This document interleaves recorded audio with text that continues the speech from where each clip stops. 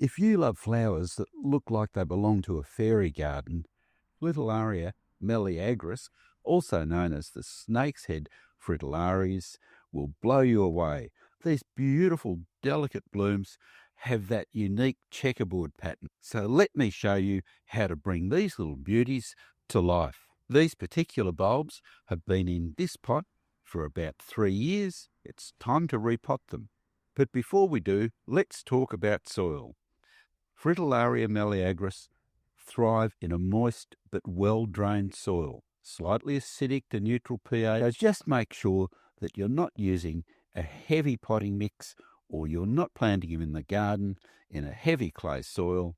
If you do have heavy clay soil, then amend it with some sand or horticultural grit like this. The best time to divide and plant these bulbs is in late summer. The first thing you need to do is to remove the bulbs from the pot or the ground. In this case, in the pot, we're going to tip the soil out little bit by little bit and then find the bulbs. You need to be a bit careful not to damage the roots or the shooting tips of the bulbs. As you can see, the bulbs that we're getting out of this pot are varied in sizes. Some of them are big and some of them are small, almost like grains of rice. And this is why we don't throw away the old potting mix. What we're doing here is we're using the old potting mix with an equal amount, or a little bit more in this case, of new potting mix, and we mix this together. You could do it in a bucket like this, but you're better to do it in a wheelbarrow. As you're mixing the old potting mix and the new potting mix together, you will find little bulbs in there, and that's why we don't throw out that old potting mix. Fill the pots that you're going to replant into to around about 10 centimetres from the top. That's 4 inches. And according to the Hori Hori, this is the level that we'd like to plant the bulb. We're using terracotta pots because they stay cooler than plastic pots do.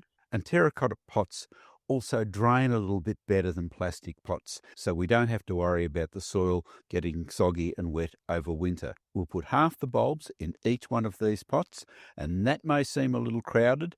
However, in pots, you'll be dividing them every 2 to 3 years. If you're planting these bulbs in the ground, you'd plant them at around about 8 centimetres apart. And if you look carefully at these bulbs, you can see that they're already starting to shoot. So that's the end that goes up. The other end, down there, is where the roots are coming out. So that obviously goes down. Space them out in the pot as evenly as you can.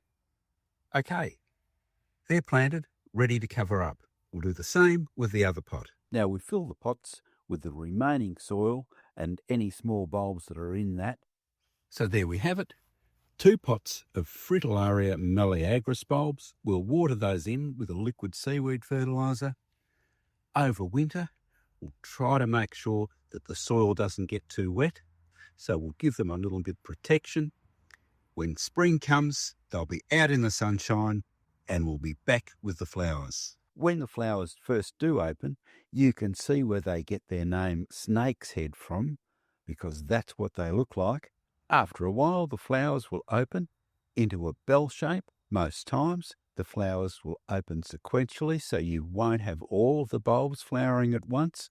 This prolongs the display. Of course, there are many other Fritillaria varieties as well, including this one, which is Fritillaria imperialis, and we have a separate video on how to grow that, because it's a very different proposition altogether, because it requires a little more attention than species like Meleagris. Subscribe to the YouTube channel.